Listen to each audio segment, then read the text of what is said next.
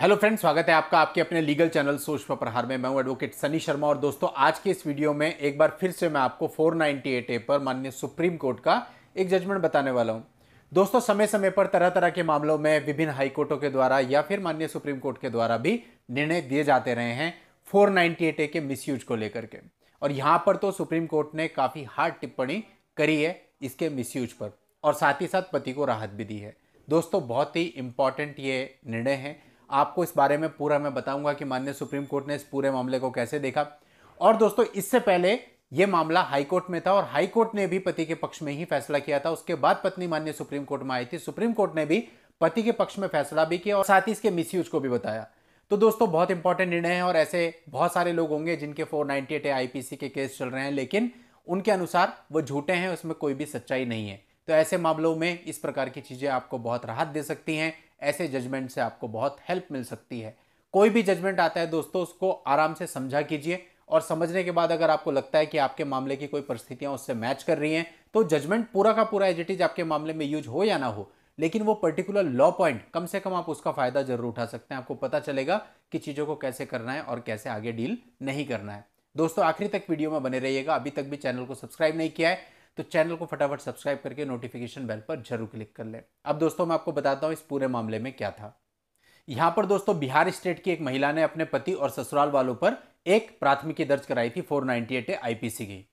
अब दोस्तों, जो पति पक्ष था वो इसकी क्वेश्चन के लिए हाईकोर्ट में गया और हाईकोर्ट ने 13 नवंबर 2019 को इसको खारिज कर दिया, क्वैश कर दिया इस एफआईआर को। और इसके बाद जो पत्नी थी वो माननीय सुप्रीम कोर्ट में आई थी। अब दोस्तों, यहां सुप्रीम कोर्ट ने कहा कि 498A आईपीसी की शुरुआत इसलिए की गई थी ताकि जो महिलाएं हैं उनको प्रताड़ना से बचाया जा सके, उनके साथ जो क्रूरल्टी होती है पति के द्वारा और उसके घर वालों द्वारा, उनसे उसको राहत दी जा सके। लेकिन आज के समय पे स्थिति बदल चुकी है और धारा 498A जैसे प्रावधानों का इस्तेमाल करने की प्रवृत्ति लगातार बढ़ती जा रही है। और साथ ही सुप्रीम कोर्ट ने यह कहा कि पति से पर्सनल खुन्नस निकालने के लिए धारा 498A का बेजा इस्तेमाल किया जा रहा है। सुप्रीम कोर्ट ने पूरे मामले को देखने के बाद यह कहा कि पति और ससुराल वालों पर जो आरोप है वो सामान्य प्रकृति के और घुमा फिरा करके जो है एक ही बात बोली गई, और पति या ससुराल वालों पर जो है मुकदमा चलाना बिना किसी स्पष्ट आरोपों के ये पूरी तरह से कानूनी प्रक्रिया का दुरुपयोग होगा। दोस्तों, माननीय सुप्रीम कोर्ट ने अपने 15 पेजेस के इस जजमेंट में यह भी कहा कि हालांकि यह भी उतना ही सच है कि देश में वैवाहिक मुकदमों में भी काफी वृद्धि हुई है और साथ ही वैवाहिक संस्था के प्रति नाखुशी और कटुता ज्यादा नजर आ रही है। इस मामले में किसी भी मेंबर पर विशिष्ट आरोप नहीं था और माननीय सुप्रीम कोर्ट ने विशिष्ट आरोपों के अभाव में इस मामले को खारिज कर दिया, क्वैश कर दिया और पति और उसके परिवार वालों को राहत दी। दोस्तों, इस प्रकार से समय समय पर जजमेंट्स आते रहते हैं।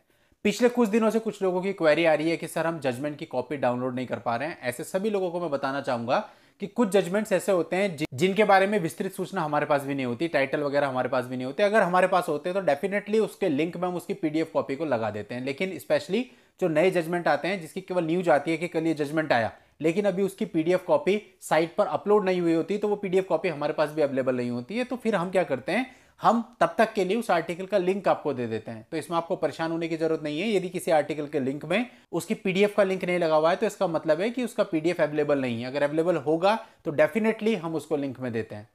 जैसे कि आप लोगों को पता है कि लिंक पर क्लिक करने पर हमारी साइट ओपन होती है www.sojpaprahar.com और वहां पे आपको पूरी इंफॉर्मेशन मिल जाती है। और साथ ही यदि उसकी जजमेंट की पीडीएफ कॉपी अवेलेबल है तो वहीं पे आपको एक ऑप्शन मिलता है, click here to download judgement PDF. आप उस पर क्लिक करके पीडीएफ को डाउनलोड कर सकते हैं। यदि पीडीएफ कॉपी अवेलेबल नहीं है तो बस फिर आपको वो ऑप्शन नहीं मिलेगा, लेकिन आपको उसकी जानकारी वहां पे मिल जाएगी। तो इसलिए परेशान होने की बिल्कुल भी आवश्यकता नहीं है। हम इस चीज का प्रॉपर खुद ख्याल रखते हैं, आपको ज्यादा से ज्यादा सुविधा मिल सके। चलिए दोस्तों, आज के इस वीडियो में इतना ही। नेक्स्ट वीडियो में नई लीगल जानकारी के साथ मैं आपसे फिर मिलता हूं। तब तक के लिए good bye and thank you for watching. Take care.